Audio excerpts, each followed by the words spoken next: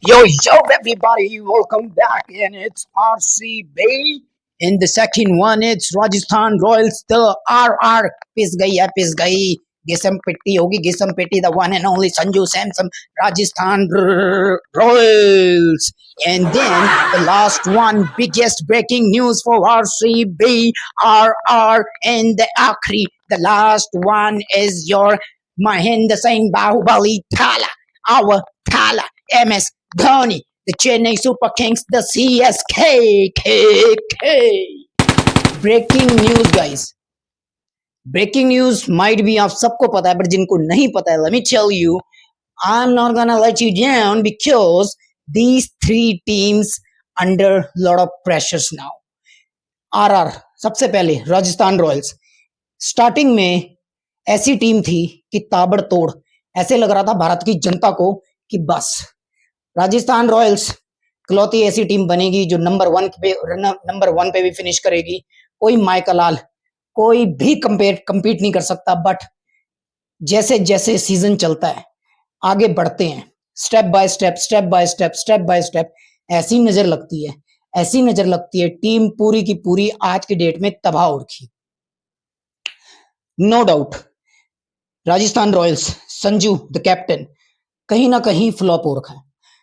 I don't know, even पूरा India की जनता, भारत की जनता loves Sanju personality, but what they are looking for, they accepting big hits, they accepting कि RR जीते. लेकिन जो आरआर की पूरी मैनेजमेंट है, जो कहीं ना कहीं सिर्फ टॉप के 4 पे डिपेंड है, उन 4 में से एक बंदा चला गया जहाज पकड़ के अपने देश. कौन है वो? You guys better know, it's one and only Buttler the boss. उसकी जगह ये किसी को भी करा ले ओपनिंग, लेकिन उसकी जगह किसी को भी खड़ा कर लें, किसी को भी खिला ले, बट वो बटलर तो नहीं है ना. वो बटलर की कमी को पूरा नहीं करेगा.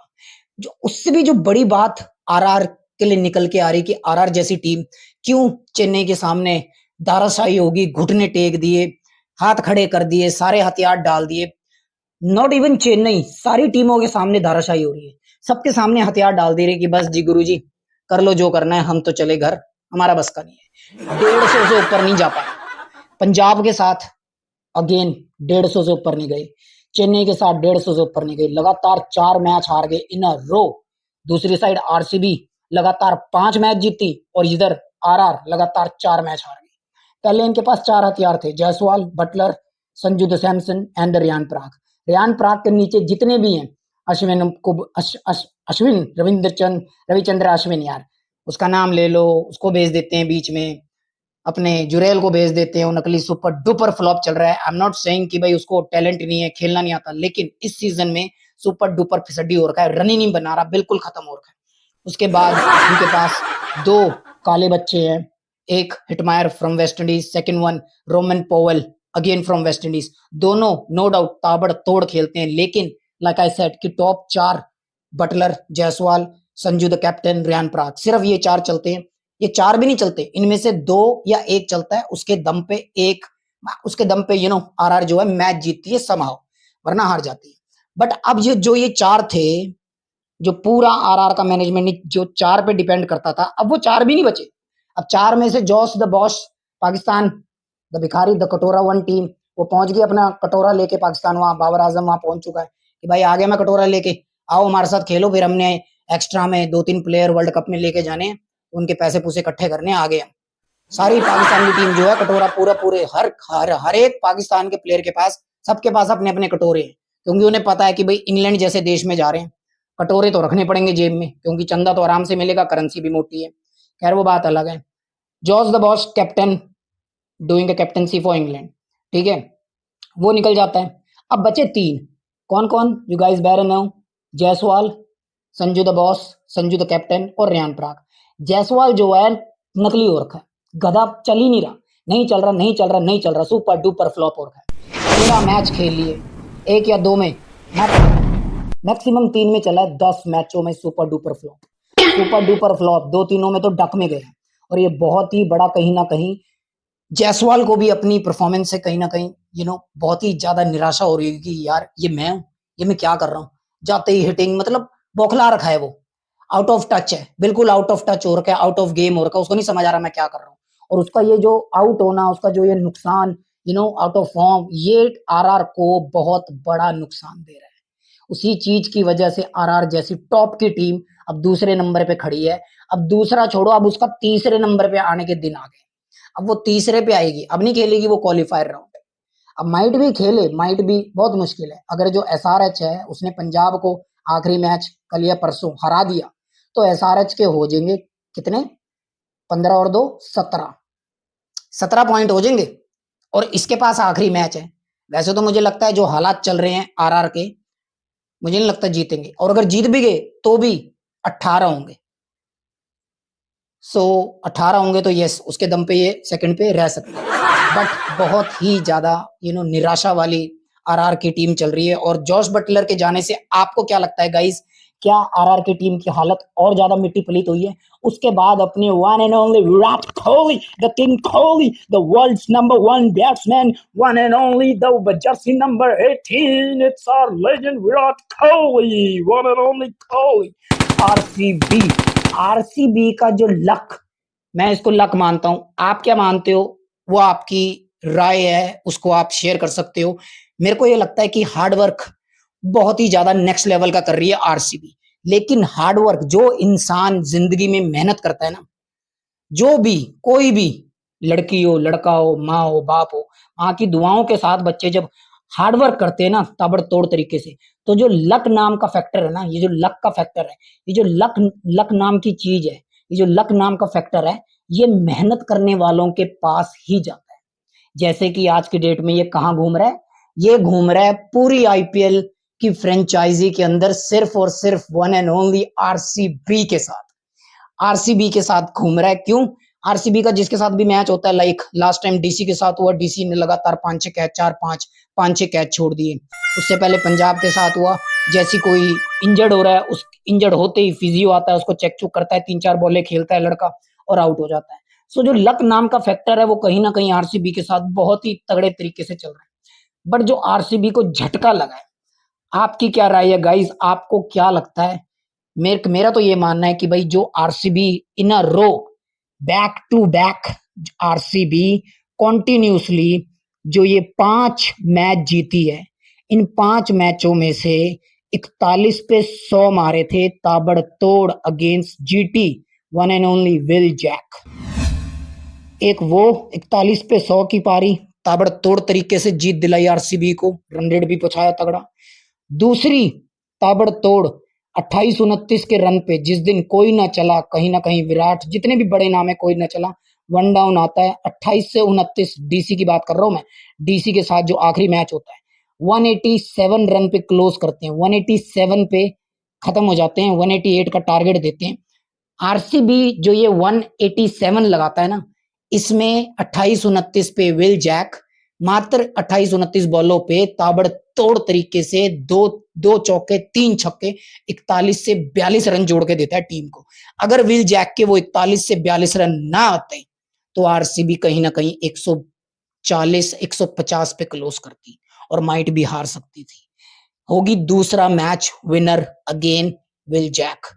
ऐसे ही इसने 5 में से एक और मैच है जिसमें मेरे को याद नहीं आ रहा, बट इसने ताबड़तोड़ करा था, 50-60 मारे थे, 240 समथिंग, माइट भी पंजाब के साथ, माइट भी किसी और टीम के साथ।